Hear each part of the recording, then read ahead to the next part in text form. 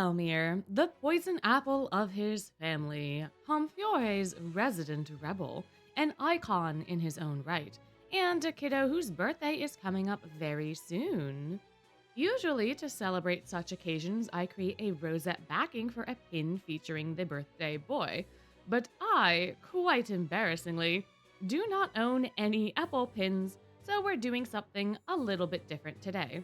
You see, I've got more than a couple of keychains, one of which is for Apple's dorm uniform, and I thought it would be fun to perhaps create a mini diorama of sorts to display it.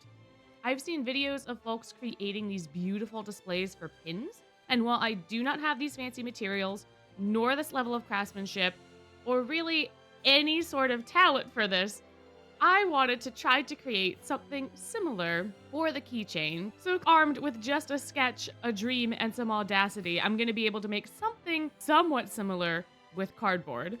Since this craft is being dedicated to Epel, we should probably talk about him, no? He's a first year at Night Raven College, a member of the Spell Drive Club, and a wonderful flyer who has a talent for apple carving. Apple hates pears and supposedly loves macarons, though I've also heard that he's quite partial to barbecue. The in game archive describes Apple as a dainty boy with an ephemeral beauty. Quiet, he gives off a mysterious air and distances himself a bit from others in his orbit. Which I think is a rather surface level description because Epel sure as hell ain't dainty, and he only distances himself from the rest of Pomfiore because his ideals don't mesh with theirs for a majority of the story.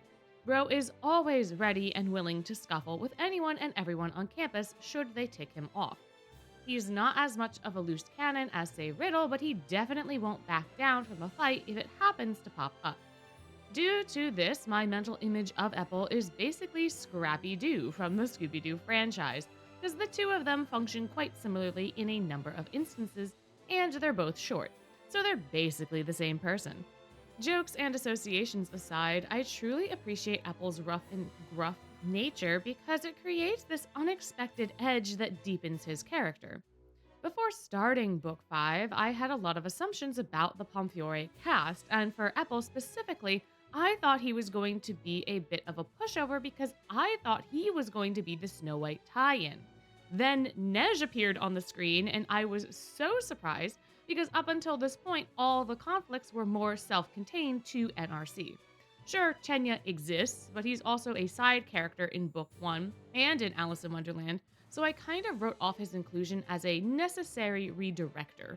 Without his hint, we likely wouldn't have confronted Trey, so I thought it was nice that Chenya was included. For Book 5, given how strict Vil is with Epel up front, I thought for sure this poor boy was going to be the tie-in for the conflict, that he was going to be the Snow White, that the two of them, Vil and Epel, were going to butt heads so much that it was going to result in an overplot. Because Epel seemed so sweet and timid upon first glance, which is exactly how the archive describes him. And since he has a more delicate appearance, I think it's quite easy to get lulled into the incorrect belief that Epel himself is delicate, which made it so delightfully surprising that under that exterior there was, for lack of better phrasing, a scrappy little fellow. I am someone who enjoys a bit of contrast in my characters because this usually allows them to be deeper so they can explore more themes. This also helps to create a conflict since these differing aspects usually challenge each other in some way. In Epel's case, the difference between his appearance and attitude creates this lovely exploration of what it means to be beautiful and how surface level explanations don't do the topic justice. It's also here that Epel endeared himself to me somewhat.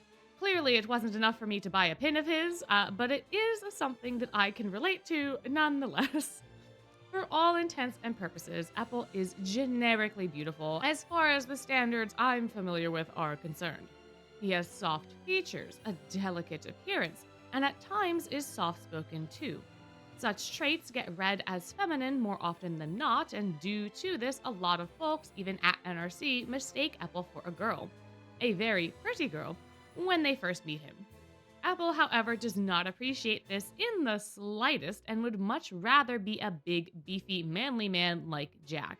even going so far as to ask the cafeteria chefs if there are any food that they can give him that'll let him have a growth spurt during his culinary crucible vignette. These misunderstandings also often light a fire within Epel, which fuels his scuffling nature. Due to all of this, Epel resents his own beauty, lamenting what he wants rather than developing what he has. And it's in this very conflict that I see my younger self. Because when I was growing up, beauty was one singular thing. It was in one little box and it needed to be expressed in a very particular way for one singular purpose. Because the only way that I was told I could ever have a fulfilling life was to get married and have a family. And so, beauty could only be expressed in that specific context to attract a partner. That is it. That is all that it was good for, and experimenting with any sort of styles was out of the question, and at times it was even deemed morally wrong. This caused me to resent not just beauty as an ideal, but femininity overall as well, since those ideas were presented in a way that was so counter to how I wanted to live. Naturally, I would like to have a partner of some kind at some point. It is not fun being lonely.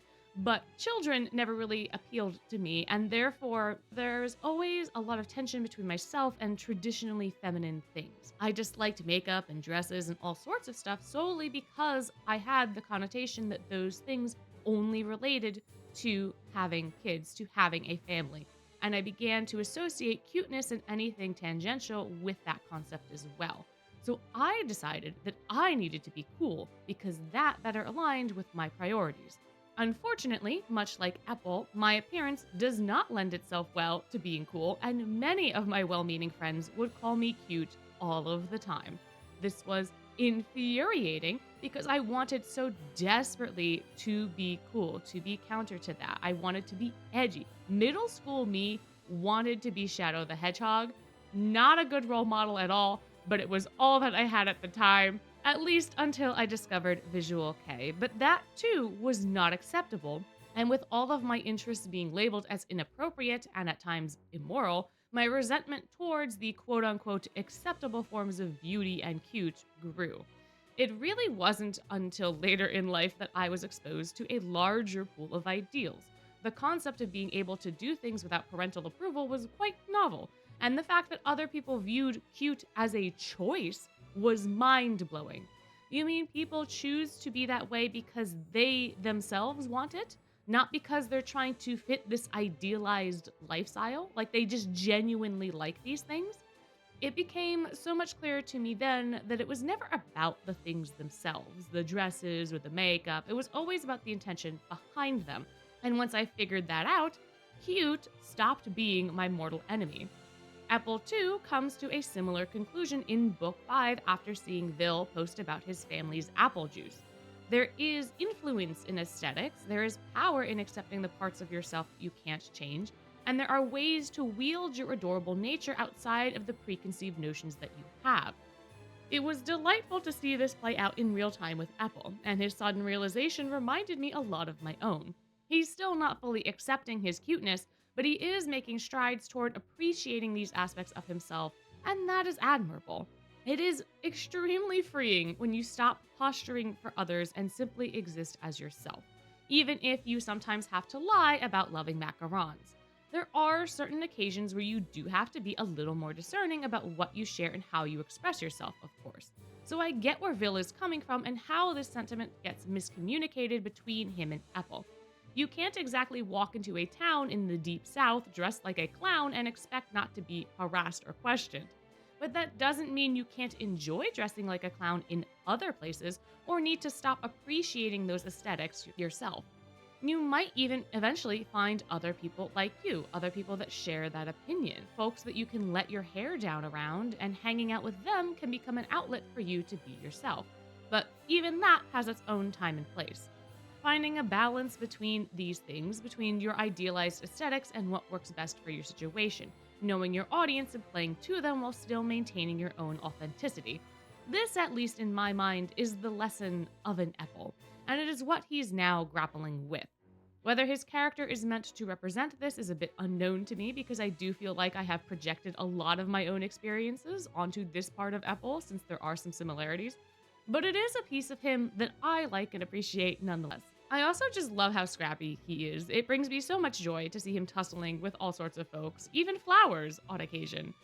He's got a lot of vitality to him that can be sometimes misdirected, but more often than not, this passion is positive and drives him forward to accomplish his goals. We can see this fully on display during the Sledathon, which was one of my favorite events when it first came out. It was so wholesome to see Epel wholeheartedly sharing his hometown and traditions with relative strangers from school. The history, the apples, the apple palms, the sledding, all of it was wonderful, and it felt like the first time we got to see the authentic Epel. One that's not constrained by proper etiquette, but one that has learned a bit from it. Him not wanting to abandon Sebek was also a defining moment for his character too, as it showed his general regard not only for his teammates but his fellow man. Winning is important, and it becomes glaringly obvious later how highly Epel regards his hometown pride, but it can't come at the cost of a life, which is a very noble sentiment and honestly something I think we all as a collective need to be doing a bit more of. But with this little diorama close to completion, I think it is about time I get off my soapbox and wished Epel a very merry birthday. I hope that y'all enjoyed this little craft and chat session, and if you did, please let me know down below. What are your thoughts on Epel? Do you think this diorama suits him, and do you want more content like this in the future? Please let me know, because the process of making this thing was annoying. I made so many mistakes, so many little things went wrong. It was a little bit of a nightmare. And I do quite like that it almost looks like he's walking through the forest with the mountain in the background, though you cannot see it most of the time. If comments aren't your thing, you could always like and subscribe instead. But before you go, I'd just like to remind you that you're amazing, and I hope you have a wonderful day.